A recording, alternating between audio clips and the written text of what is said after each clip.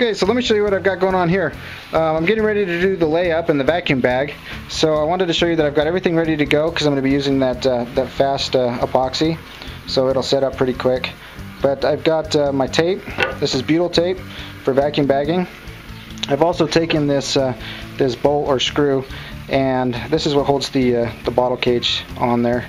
And I've taken that and put some Teflon tape on the threads, and also waxed it down so that the epoxy won't stick to it.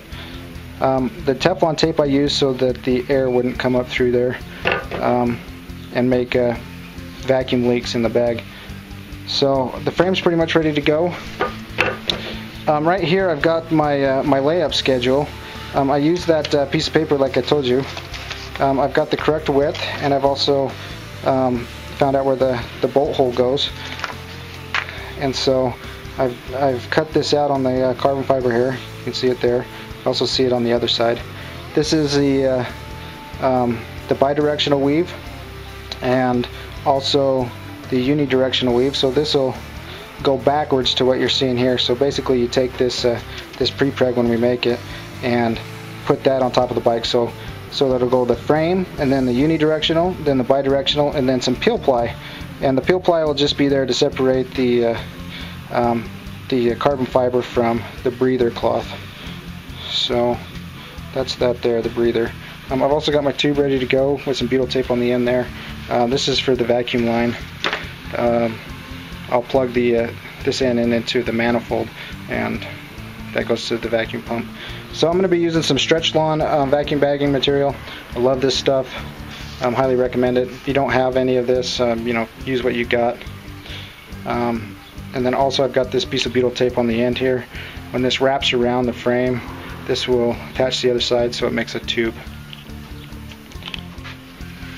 Okay, so this part might be a little bit long and boring, but it'll be very educational.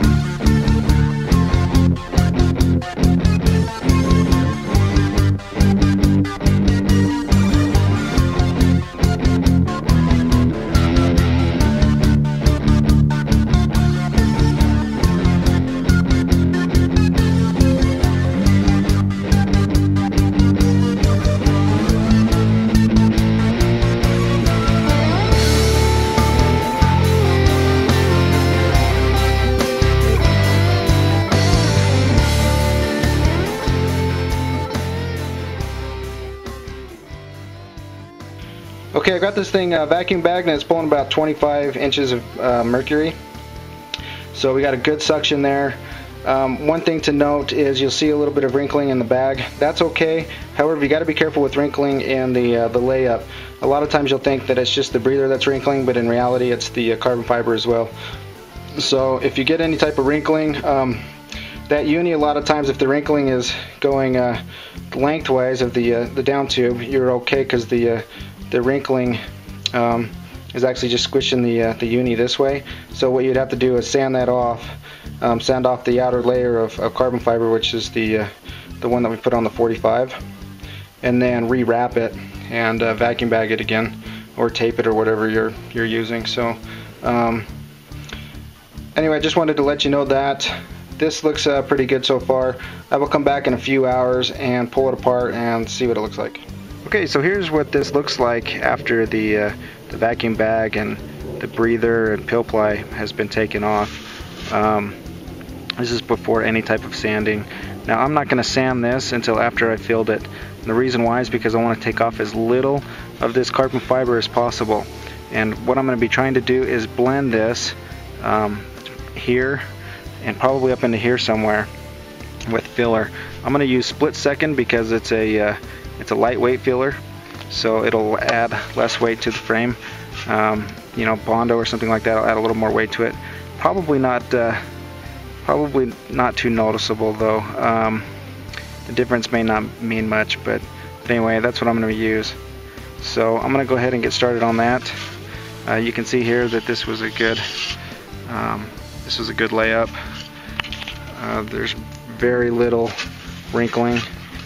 There's a little spot here, just a tiny little bit of a wrinkle, and a tiny one right here, which that'll sand off okay without jeopardizing the integrity of the frame. So anyway, pleased with it so far, and I will start filling and fill you in there. Okay, so I got this filled with that split second filler, and you can see here how it filled in the dips and the cloth weave there. That's good because we didn't take away too much of the wrap structure. So it's better to have more filler than it is to sand away too much carbon fiber. You can also see here that we transitioned from the wrap to the frame, and that turned out well. And also here, the longer out you go here, the less noticeable it's going to be. This is probably okay though. I looked down the tube and it looked pretty straight. Too bad we couldn't save the Giant, but I'd rather have the Giant painted over than have the Giant and a bulge here. So anyway, getting ready to paint it. I've hit this with some 320 all around here. This is the area we're going to paint. So let me show you what I've done. I've went to the automotive store and picked up some Dubicolor primer, and I just went ahead and picked out the best matching paint I could find for this frame.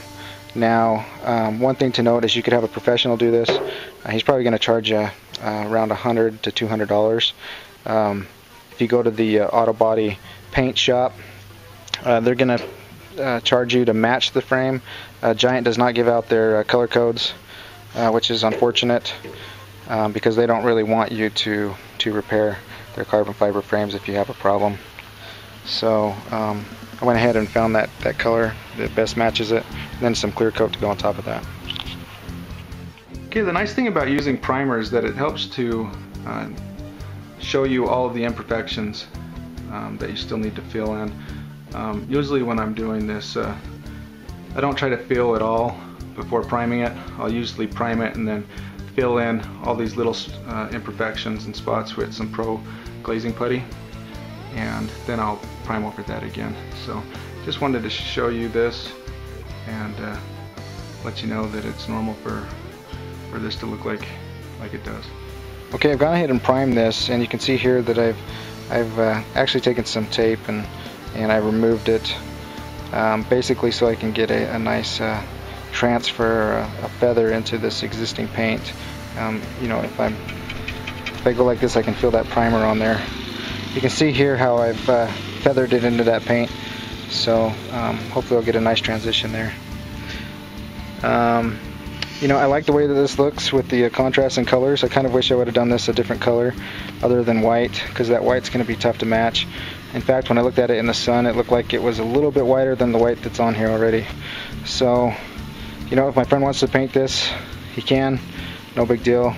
I'm not offended. But I thought I would go ahead and paint it, you know, as close as I could to see if he liked it. Okay, so here is the finish of the repair job that I just did. Painted it yesterday, pulled the tape off of it, and it turned out really nice.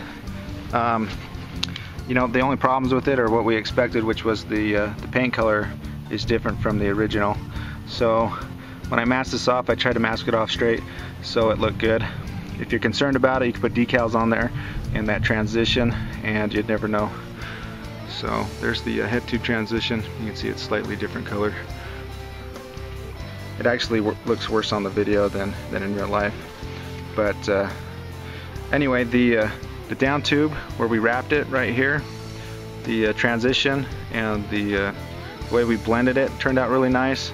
Can't even tell that there was ever a crack or a repair job done there. So I'm happy with that. See if I can give you a different angle on it. I don't know if you can see it real good, but the way that it blended was really nice. So happy with that. As far as weight goes, we added about 1/10 of a pound to it. So not a huge difference there. As far as safety and reliability now, where we did the repair, I'm 99.9% sure that area is now as strong, if not stronger, than the factory original. And the reason why I say that is because I added almost twice as much carbon fiber just in the wrap around that area.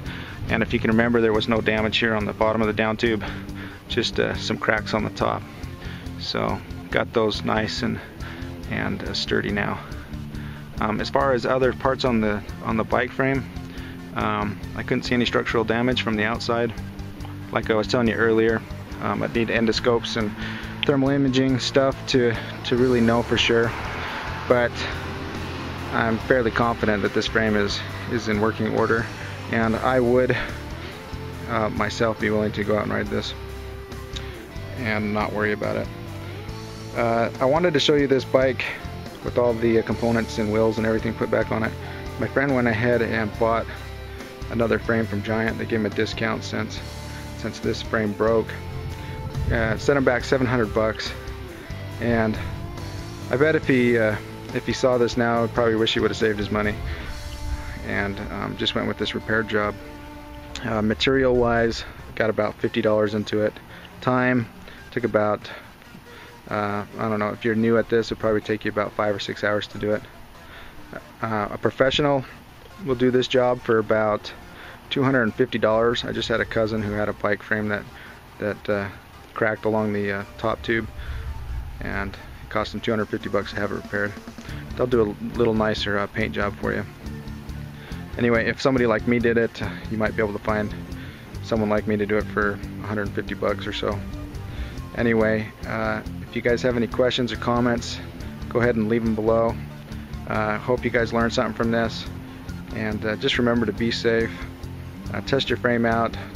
Don't ride it on busy roads for, you know, maybe a couple hundred miles, just to make sure that it's going to go good. You know, maybe take it over a little bit of rough terrain. Listen for cracking. Anything that feels funny, you know, if anything's mushy, stop riding it. Just be careful. Do pre-ride inspections on it, just to make sure that everything is good. So anyway, hope you guys like this video. If you have any comments or questions, you can find me at theprojectjunkie.com, where you can find other projects and some other cool stuff. I built a couple of bikes that has tutorials on there for bike builds. So anyway, I will catch you guys next time.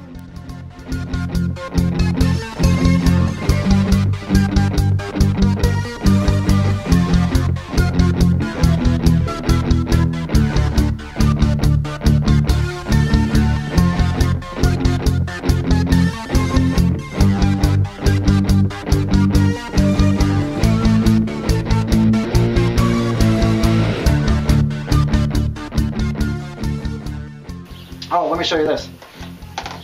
Got to be careful with this. This is what I was telling you about the Exotherm. When you have too much epoxy together, it starts to get real hot like this. You can see it starting to melt the cup. So I've never had this stuff catch fire, but there's always a first time for everything.